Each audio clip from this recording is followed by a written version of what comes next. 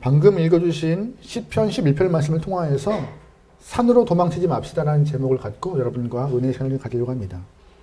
일단 여러분이 어떻게 생각하시는지 몰라서 질문을 한번 드리고 시작을 하기로 하죠.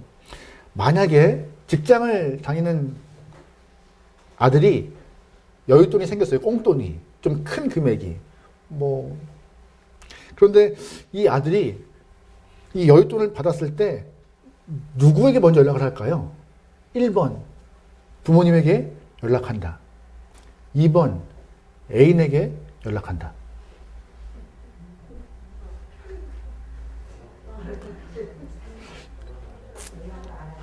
우리의 희망은 여윳돈이 생긴 아들이 어머니, 아버지, 제가 돈이 생겼습니다. 이걸 어떻게 쓰면 좋을까요? 라고 묻는 걸 희망해요. 그런데 열의 아홉은 아마 애인에게 연락해서 나 꽁돈 생겼어. 우리 뭐 할까? 라고 할 겁니다. 저만 그런가요?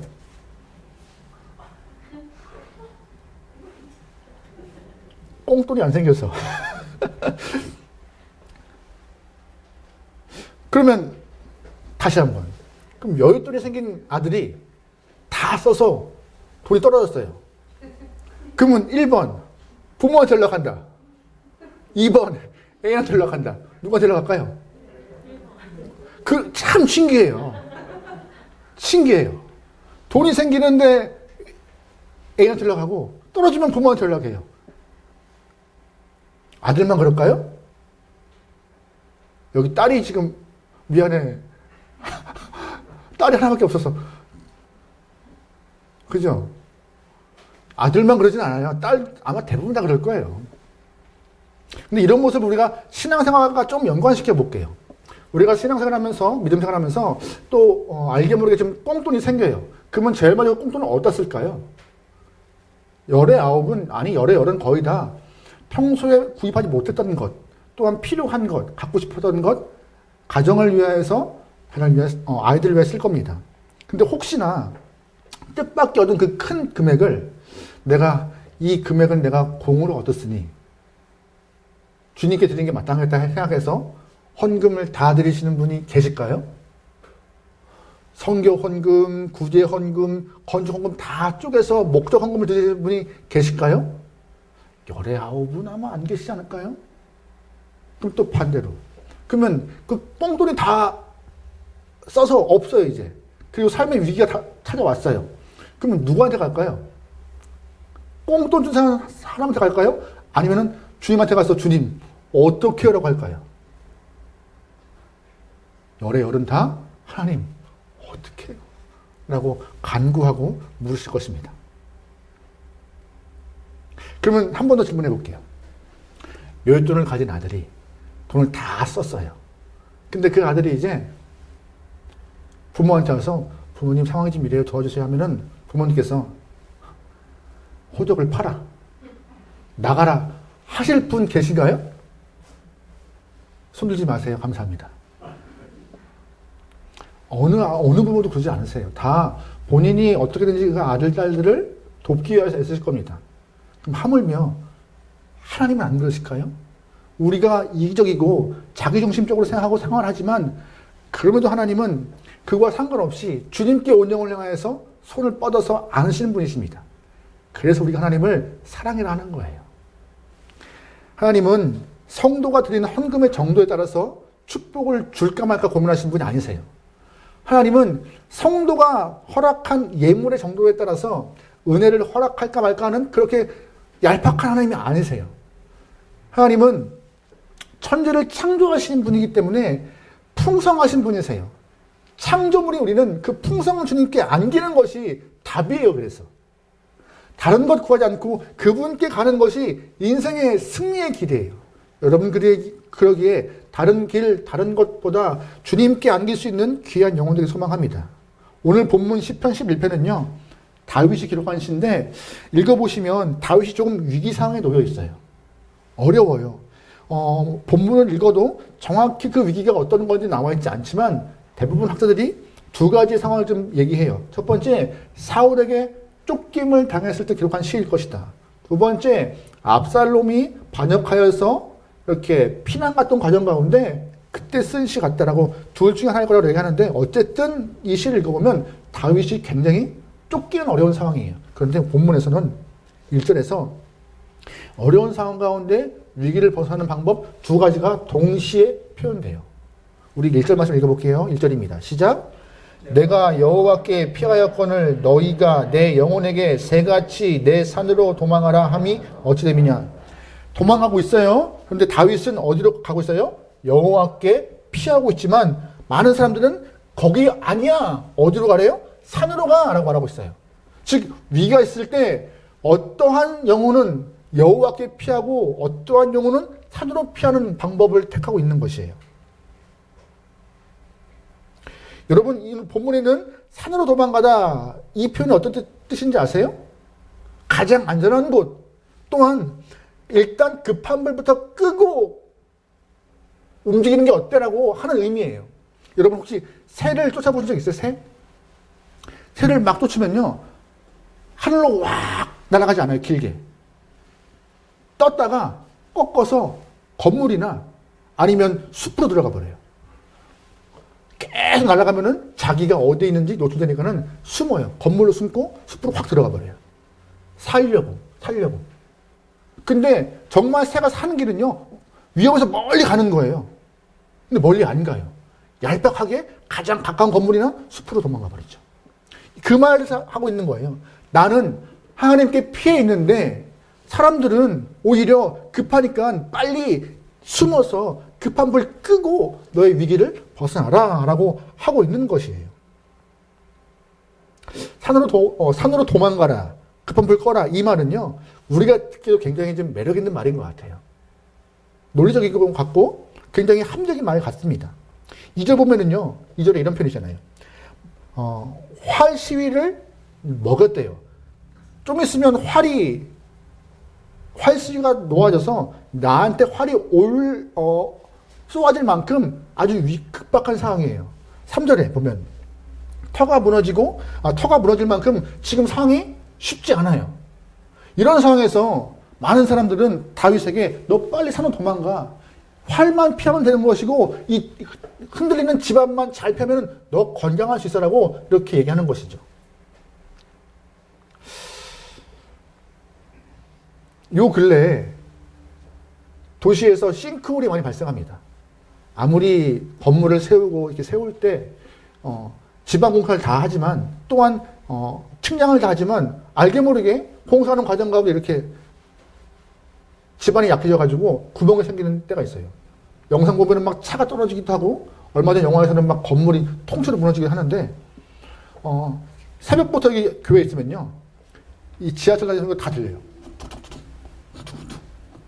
그러면 솔직히 아니 도대체 지하철이 어디에도 지나길래 이게 다 들릴까 생각할 만큼 안전하겠죠, 건물은? 근데 진짜 집안이 흔들리는 순간 큰 위기가 닥쳐오고 속수무책인 것입니다. 그래서 오늘 본문에 있는 많은 사람들은 다윗에게 그 터가 흔들리고 있잖아, 활이 쏘아져 있잖아, 빨리 산으로 도망가, 급하니까 도망가라고 하는 얘기예요. 맞을까요? 맞는 답 같기도 하죠. 어느 한 신앙인 부부가 대출을 껴서 슈퍼마켓을 오픈했습니다. 동네에 슈퍼마켓을 이렇게 하면서 삶을 좀 영위해 보려고 조사를 많이 했어요. 주변에 상권도 괜찮아서 마켓을 열었습니다. 근데 이따 보니까는요, 설 대목 전날이 주일에 낀 거예요. 이제 막 오픈을 했고 대목이 눈앞인 거, 눈앞에 있는데, 근데 문제는 이 상황을 어떻게 요면할까 고민하고 있는 것이에요. 몇 개월 동안에 어떻게 하면 좋지? 대목인데 두 부부가 똑같이, 조금 더 신앙생활을 열심히 했던 부인이 남편에게, 여보, 아무래도 이 대목이지만 우리가 그래도 예배를 가는 게 맞지 않을까? 교회 이렇게 문을 닫고 예배 갑시다. 하나님이 못 벌게 하시면 채우시겠지 라고 말하자 남편이 한참 생각하더니, 아니야, 아니야. 지금 대출 이자가 얼마인데? 갚아야 할 것이 많은데. 지금 급한 게 많아. 교회 매주 가잖아. 매일 가잖아. 대목 이렇게 낀 날이 없어. 주말 딱 껴서 멋진 날이 없어. 이번에는 당신만 가. 나는 가게 오픈할게. 여러분 보시기에 아내는 어디로 피한 걸까요? 아내는 산이 아니라 여호와께 피한 것이고, 남편은 조금 더 일리 있는 생각을 갖고 논리를 갖고 여호와가 아니라 산으로 피한 것입니다.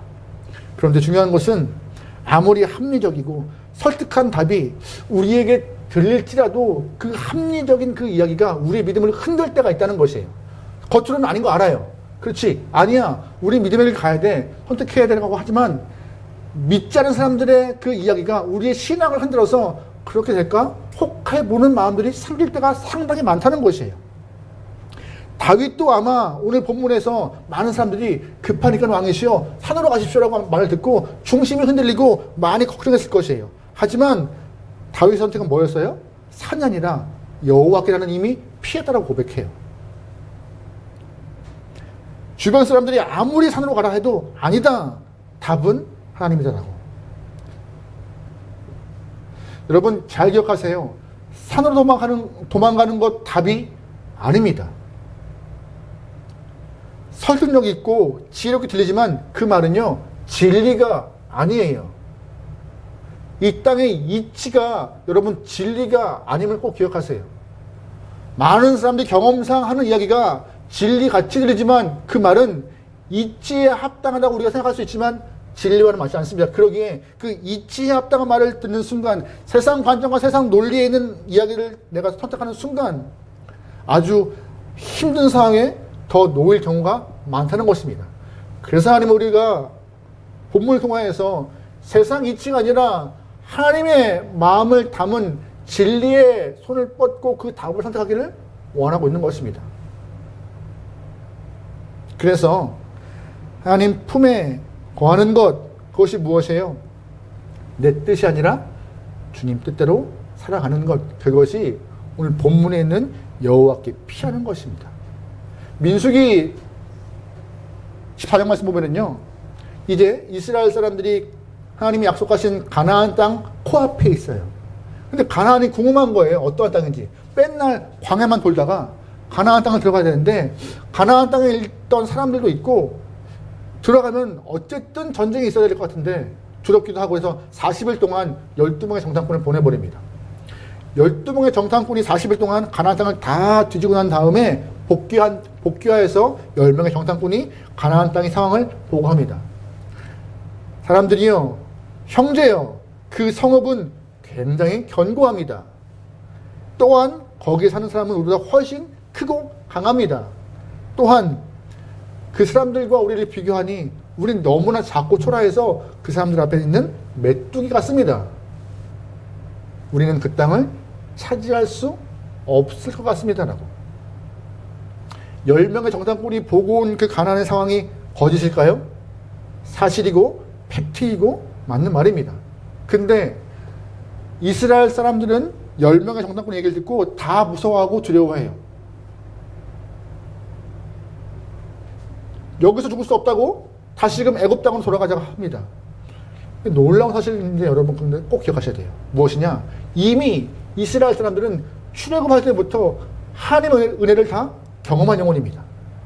10가지의 재앙, 홍해를 건너왔고 만나와 메추라기를 먹었고 구름 기둥과 불 기둥으로 인도함 받았고 또한 쓴물이 단물되었고 그 많은 일을 경험했지만 경험한 사람들이 막상 눈앞에 있는 팩트를 향하여서는 이게 게임이 안 되는 거예요.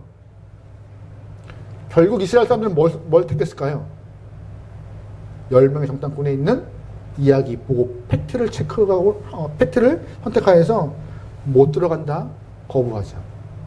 결국 하나님은 은혜를 경험했던 너희들, 그 은혜를 잊어버린 너희들 40년 동안 이 광야를 뱅뱅뱅 돌다가 죽을 거야 라고 하자 결국 그들은 가나안에 못 들어가고 광야에서 죽음을 맞이합니다. 10명의 정탐꾼 판단이 틀렸을까요? 그들이 보고 온 건 맞지만 그들이 판단은 옳지 않았던 것입니다. 우리가 보고 온 것과 판단을 분리하셔야 돼요. 상황을 정확히 판단하고 직시하죠. 하지만 우리가 결정하고 보는 것들은, 결정하고 선택하는 것들은 눈에 보이는 것 너머에 있는 하나님의 손길과 구원의 능력을, 그의 귀한 힘을 좀 여러분 믿고 선택할 수 있는 성도가 되길 소망합니다. 여러분, 다윗과 우리가 다른가요? 똑같아요. 다른 건 딱 하나. 그는 왕이었고 우리는 국민이라는 얘기밖에 없는 거예요. 하지만 우리가 다윗처럼 오랜 시간 동안 쫓김 받나요? 아들이 반역하여서 죽음의 위기에 모면해 있나요? 아니에요. 다윗은 더 많은 어려움을 경험했어요. 하지만 다윗과 우리의 차이가 뭐냐? 딱 하나였어요. 다윗은 산으로 가지 않고 여호와께 가서 여호와를 선택한 것입니다. 근데 우리는 어때요? 같은 인간이고 같은 상황이고 똑같이 어려움이 있지만 우리는 주로 산으로 도망가려고 애를 써요. 눈에 보이는 대로 팩트에 맞게. 근데 그게 아니다라고 오늘 성경은 다윗을 통해서 말하고 있습니다. 여러분, 그러기에 어떤 것보다, 어떤 이유보다 여호와께 피하여서 하나님을 의지하여 답을 얻는 영혼들이 소망합니다. 구원의 힘 대신 주님에게 손을 뻗어서 구원의 은혜를 체험하기 소망합니다. 그렇다면 다윗이 왜, 어떤 이유에서 하나님의 인생의 답이다라고 했을까요? 첫 번째, 바로 하나님이 우리와 함께 하시기 때문입니다. 뭐 때문에요? 함께 하심이에요. 4절 말씀 읽어볼게요. 같이 읽어요. 시작. 여호와께서는 그의 성전에 계시고 여호와의 보좌는 하늘에 그의 눈이 인생을 통촉하시고.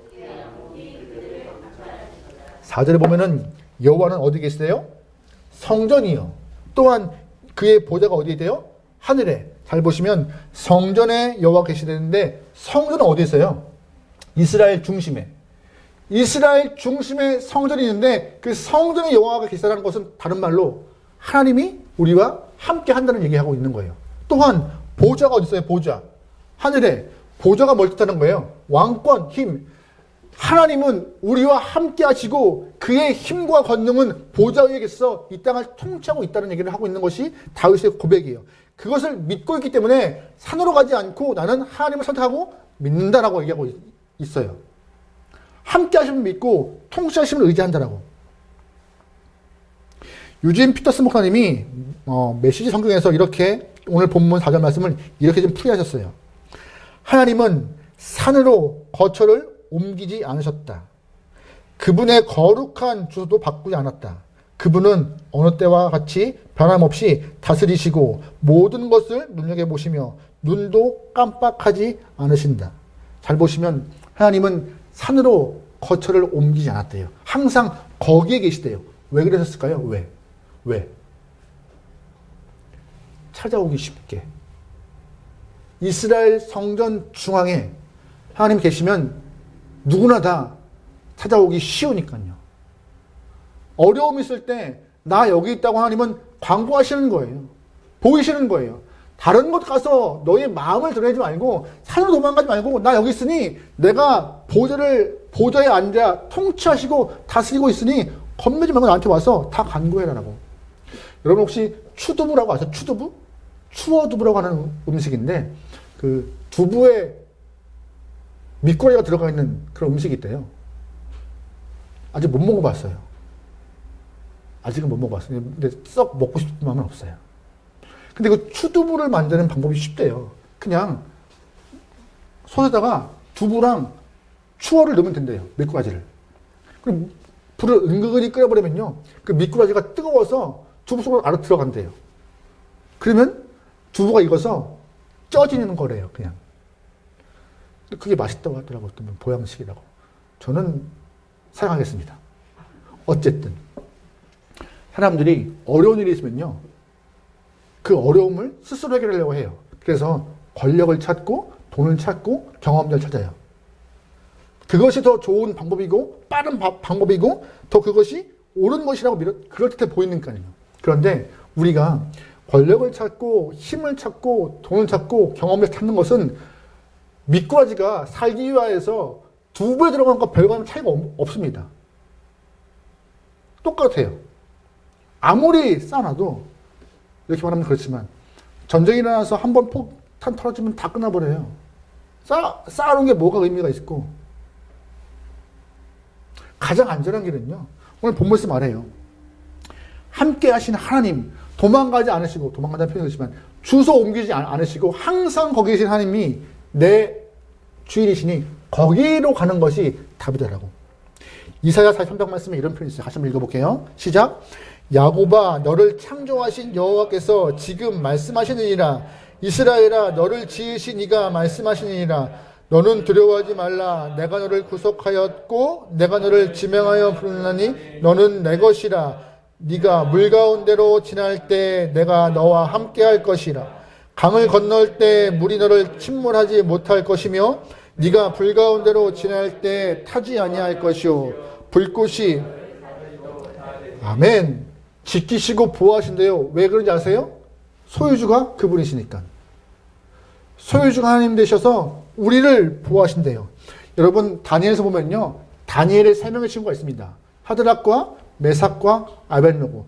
남유다가 멸망한 이후에 포로로 끌려간 상황이 이야기되잖아요. 그때 바벨론 왕 느부갓네살이 신상을 크게 만들어내요. 금신상을. 그리고 법을 선포해버려요.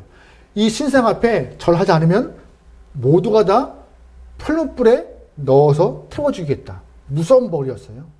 근데 포로로 끌려왔던 사드락과 메삭과 아벳느고는 절하지 않습니다. 왜요? 하나님이 원치 않는 것 나는 하지 않겠다. 아니, 절하면은 그 불에 안 들어가도 돼. 7배나 뜨거운 풀불에 안 들어가도 되라고 하지만 하나님이 싫어하는 것 나 하지 않는다. 너 죽어. 그럼에도 하지 않겠다라고 해요. 결국 하드락과 메삭과 아벳느고는 불 속에 들어가 화형을 당합니다. 그런데 직전에 이런 표현이 있어요. 다니엘서 3장 16절부터 18절 말씀입니다. 같이 읽어볼게요. 시작. 하드락과 메삭과 아벳느고가 왕에게 대답하여 이르되 느부갓네살이여, 우리가 이 일을 대하여 왕에게 대답할 필요가 없나이다. 왕이여, 우리가 섬기는 하나님이 계시다면 우리를 맹렬히 타는 풀무불 가운데서 능히 건져내시겠고 왕의 손에서 건져내시리라. 그렇게 하지 아니하실지라도 왕이여,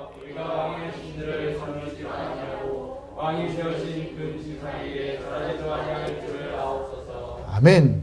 아까 읽었던 이사야 말씀 기억하세요? 소유가 주님이신지라 그분이 불 가운데 물 가운데 지나갈 때 우리를 지킨다는 말을 믿고 이분들은 이렇게 한 것 같아요. 나 절 안 해요. 그냥 우리를 태워 죽이시라고 고백했던 것이죠. 근데 중요한 것이 있어요. 그렇게 하지 않을지라도 무모하리만큼 무모한 선택을 합니다. 아니, 그냥 신상에 머리 한번 숙이면 돼요. 아주 간단해요. 그러면 모든 게 정리돼 버려요. 근데 사드락과 메삭과 아벳느고는 합리적이지 못한 그 무모한 신앙 선택하여서 무모한 일을 합니다. 근데 그 이후에 하나님이 어떻게 응답하실까요? 무모하게 그들을 끌고 가십니다. 무모하게. 믿음으로. 그게 신앙인 거예요. 세상은 합리적이지 못한 무모한 신앙이 오라? 세상은 그렇게 말할지라도 하나님은 그래, 무모한 신앙이 옳다라고 말하시는 것입니다. 결국 사드락과 메삭과 아벳느고는요, 털끝 하나 다치지 않고 풀무불에서 나옵니다. 그게 하나님의 보호하심이에요. 그런데 감사하게도 그렇게 하지 않을지라도 하나님의 존재는 흔들림 없으니 우리의 신앙들은 주의 존재를 믿으며 나가는 것이 맞다고 이 오늘 본문에서 다니엘은 다윗은 고백하고 있는 것이에요. 또한 두 번째로 하나님이 다윗 이유, 그래서 다윗이 주님께 피한 이유가 뭔지 아세요? 주님이 통촉하시고 감찰하시기 때문이에요. 4절 말씀 한번 더 볼게요. 여호와께서는 그의 성전에 계시고 여호와의 보좌는 하늘에 있으며 그의 눈이 인생을 뭐 하시고요? 통촉하시고 그의 안목이 그들을 뭐 하세요? 감찰하신대요. 즉 통촉하시고 감찰하시는데 통촉이 뭐예요? 통촉은요, 깊게 헤아리는 거예요. 윗사람이 아랫사람을 살피는 거예요. 부족함이 없나? 어디가 괜찮은가? 살피는 게 통촉이고, 감찰이 뭐예요? 면밀히 보는 거예요. 그냥 쓱 훑어보는 게 아니라 통촉과 감찰은 위에 계신 분이 아랫사람을 향해서 굉장히 면밀히 하나하나 세심히 살피시고 그들을 관찰하시고 주목하시는 말을 하고 있는 것입니다. 여러분, CCTV 좋아하세요? 아무도 없을 거예요. 그런데 미국에 있는 어느 한 집사님께서 이 CCTV 때문에 상을 받으신 분이 계세요. 뉴욕 맨하탄에서 우체국에서 일하시는 한 집사님이신데 온 가족이 미국으로 이민 갔지만 이 차별함을 좀 경험했던 쉽지 않은 시대에서 믿음 생활을 했던 분이신 것 같아요. 믿음을 잘 지키기 위해서 매일 성실히 직장을 나갔던 그분이지만 그분의 일이 어떻게 잘 풀리는 과정 가운데 우체국에서 일을 하게 되었대요. 우편을 분류하는 상황 가운데 있었는데 어느 날 갑자기 옆에서 일하는 동료가 흑인 동료가 아무 말 없이 형사한테 끌려가더랍니다. 그 이유를 알고 싶은 거예요. 근데 물어보고 싶지만 자신이 분류할 우편물이 너무 많은 거예요. 물어보고 그 상황을 뭐 이렇게 도와줄 수가 없는 바쁜 상황. 그래서 그냥 꼭 참고 일단 자기 일을 먼저 하게 되었죠. 말하자 열심히. 몇 주 후 우체국장이 불러서 내가 너에게 우리 국을 대표해서 우체국을 대표해서 모범 사원상을 줄 거야 라고 말을 했대요. 너무너무 신기했대요. 그래서 상을 받는 날 국장님 앞에서 상을 받고 나서 독대하면서 차를 마시는데 궁금했던 거예요. 국장님, 얼마 전에 옆에서 일하던 흑인 동료가 있었는데 왜 그가 잡혀갔습니까? 그러자 국장님이 전산실에 있던 CCTV 모니터를 보여주더래요.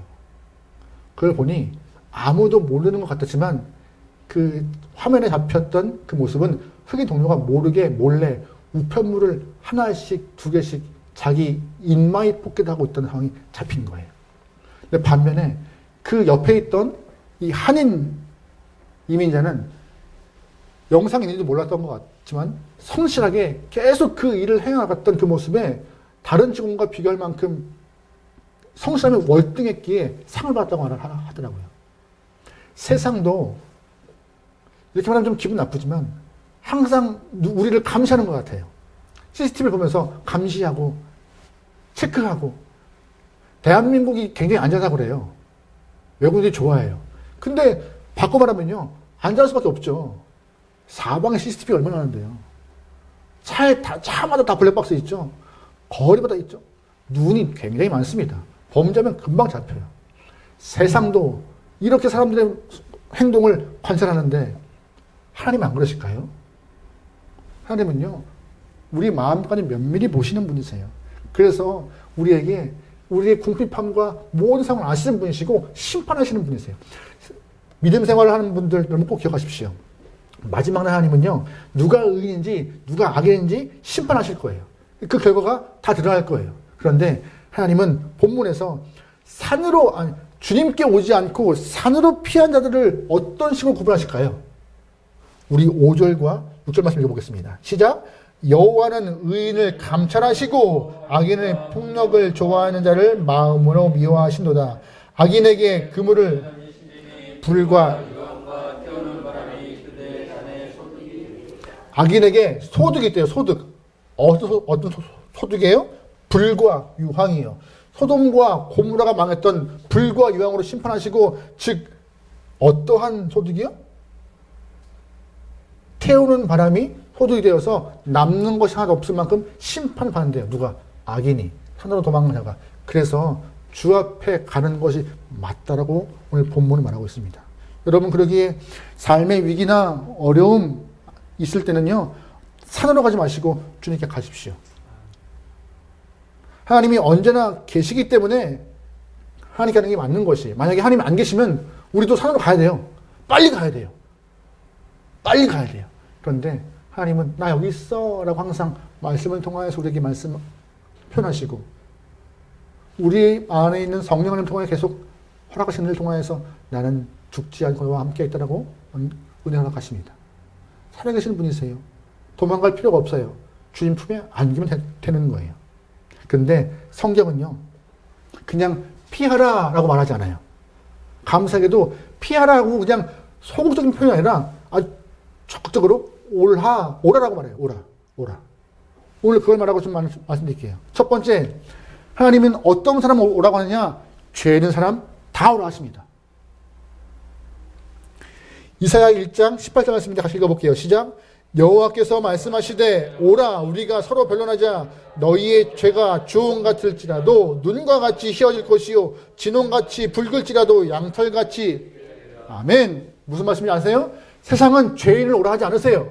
다 죄인을 다 격리시키고 멀리하지만 하나님은 죄인 다 오라 하십니다. 왜? 회개시켜서 그를 구원의 은혜 가운데 임하여서 주님 품에 안으시려고 오라 하시는 거예요. 혹시 지난주 말씀 기억하세요? 하나님은 우리의 변호사가 되어서 계속 변론하시는 분이세요. 보혜사 보혜사 예수님, 또 다른 보혜사 성령 안에 보내심으로 보호하시고 은혜 허락하시고 지키시고 가르치신 분이 예수님이고 성령님이라고 지난번에 말씀드렸습니다. 우리를 보호하시는 분이세요. 누가? 예수님이. 그래서 오라 하세요. 죄 있는 사람들. 또 두 번째로 오라라고 하죠. 누구에게? 수고하고 무거운 짐진 자에게. 마태복음 11장 말씀입니다. 같이 읽어요. 시작. 수고하고 무거운 짐자들아 다 내게로 오라. 감사한 것은 그냥 오라고만 말씀하지 않으세요. 오는 이거 뭐예요? 쉬게 하려고. 너 짐 있잖아. 수고하잖아. 괴롭잖아. 와. 오면은 짐 내려놓고 쉬어. 쉼을 줄게. 하나님의 은혜인 것입니다. 내가 짐 낑낑 메고 갈 필요가 없어요. 세 번째로 예수님이 오라 명하신 것은요. 목마른 영혼들, 삶의 의미와 목적을 잃어버린 영혼들 다 오라 하십니다. 요한복음 4장 말씀인데 같이 읽어요. 시작.